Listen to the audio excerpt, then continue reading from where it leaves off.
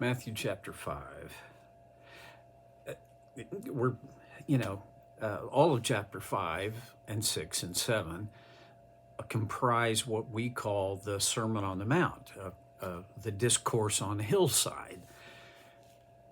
Last time I left, I started but didn't get very far with the idea of blessed are the pure in heart, for they will see God. Remember the idea of the word blessed or blessed or bless or to bless is, I wouldn't want to cheapen the essence of it, but it means to be made happy.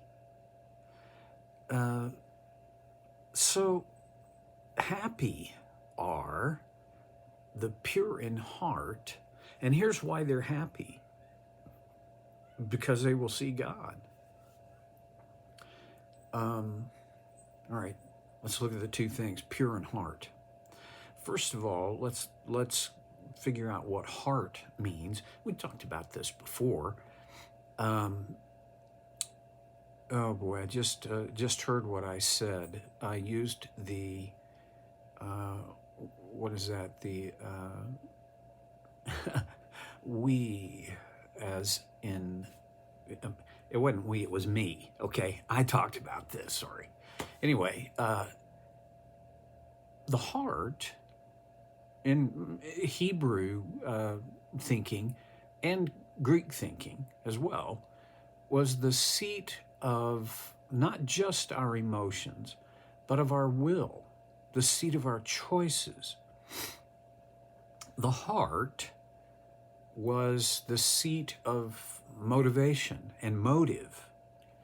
So if my heart is pure, what does that look like? Well, think about it in its most obvious sense is my motives are pure. My will is directed toward, because I have this pure motive, then my heart is directed toward a will to do good.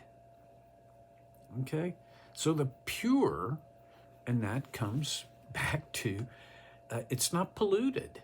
It's not sullied in any way. It's not soiled. It's pure. How I like my water. I don't think I'll ever forget my friend and mentor, B.A. Austin, in a message. I don't remember what the message is about, but I don't think I'll ever forget the object lesson that he did within the message. He brought out, this back in the days of the pulpit, and he brought out a clear glass full of pure water. And he held it up and says, I'm thirsty for this. He took a sip. He said, oh, that's good, good. And then he hawked and spit into it and said, anybody want some of this? I see sometimes my heart is not pure. My mind and my heart work in harmony, not necessarily unity, but they work in harmony. And when my mind is polluted, my heart will be as well. So just a little bit of a side trail, but I think it's germane to the pure in heart. What I let in to the gates of my senses will either promote the purity of my heart or will pollute it. There's hardly any middle ground. When I was in youth ministry, it basically came down to, here's the question of, do I do it or do I not do it? Do I go with them or do I not go with them? Which, I mean, that's the constant teenage question, isn't it? And the best answer I could give is, okay, if will this draw me closer to Jesus, or will it hold me back from being closer? And as an adolescent, you can't process that very well. But even a poor processing of it is better than no processing at all. Well, I think for adult followers of Jesus, doing things to promote a pure heart, one of the ways to do that is to pay attention to what's getting in. What am I watching? What am I reading? What am I listening to? Who am I hanging out with? These are external influences, yeah, but we're given choice almost always. I'm sure there's probably some case where it'll break the always thing, but I can't think of any time in my life when I didn't have the choice. I could either promote purity of my heart or not. And if I chose not, it always happened that pollution was what was promoted. Blessed are the pure in heart. Now, here's another way, I think, to look at that is the innocent, the ones who are truly innocents. I want to be that, but I'm not. I've lived 7 decades, and I picked up all kinds of junk. And I don't care how old you are, you picked up junk too. Well, Jesus is not saying work harder to have a purer heart. No, he's saying that when your heart is pure, you will see God. Well, that's an interesting concept. I do want to see God. I think I want to see God. It'd probably scare the britches off of me to see God.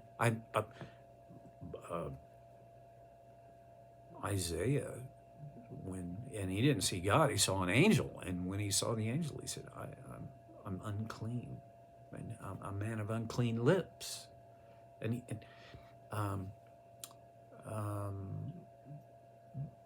When the Old Testament prophets encountered God, it scared them. How awesome is it that today on this side of the cross, we can see God, and you know what? If you're not a little bit afraid, if there's not some fear of the Lord there, man, check yourself. Go stand at the edge of the Grand Canyon, and let me just ask you, you're not going to be afraid of somebody who did that? Watch a thunderstorm and a lightning show. You're not going to be a little afraid of who did that? Okay. I don't want to necessarily mix all of these things, the pure in heart with the fear of the Lord, but I think the pure in heart have a different motivation for fearing God than those whose hearts are not pure. To see God, how do I see God? Well, I talked about this before. I see God in nature all over the place. I live in the desert, but there's a beauty to the desert, and I see God. I see his handiwork. I see his thumbprint. I got grandkids. I see his thumbprint there. I have a wife who loves me when I am most unlovable.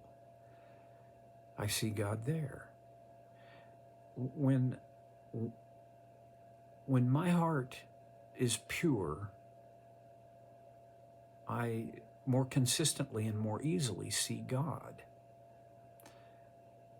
We have this unmeasurable blessing, I think, in that we have this, or some form of this. And for most of us, if you're watching this, you're in this category. We have it at the, touch of a couple of buttons on our smart device. We have Scripture. We have the Bible. And regardless of what a lot of liberal, and they call themselves theologians, maybe they are, but I have this thing about them, who say the Bible's not reliable. There's a movement afoot today in evangelicalism. It's called the deconstructionist movement. And it's rooted in the idea that the Bible is unreliable. Well, all that is that's just half-baked, regurgitated postmodernism. You can't trust anything. Nothing's what you think it is. And here's why. Because there's no such thing as objective truth.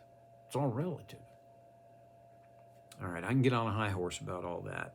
But you know what? I'll just say this. Don't fall for it. Is the Bible that you have, is it reliable? Well, not every version of the Bible is. I'll admit that easily. But even the old King James Version of the Bible, it was incredibly accurate to the oldest existing manuscripts that we have today.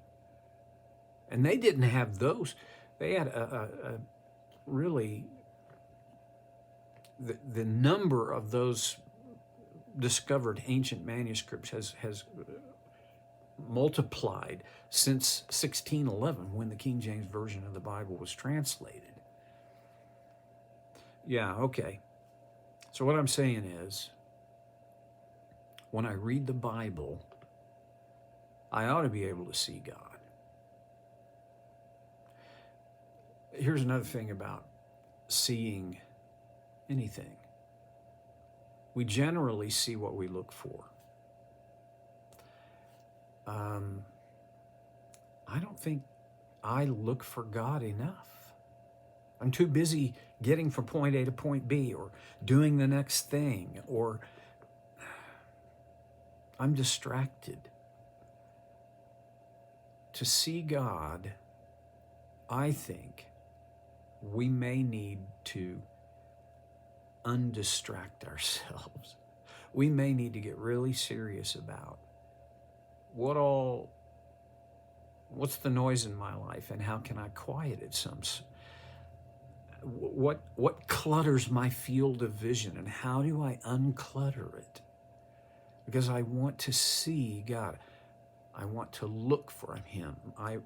The pure in heart will see God, because part of the purity of their heart is that they're not all cluttered up with all kinds of other junk.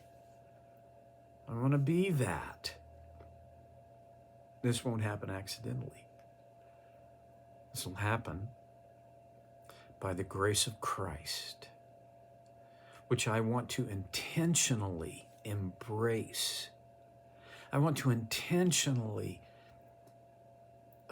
open my heart and my mind to God's grace, that only it can purify my heart and make it possible for me to see God. Okay, done for today. I'll see you next time on Soul Care with Stevie Boy.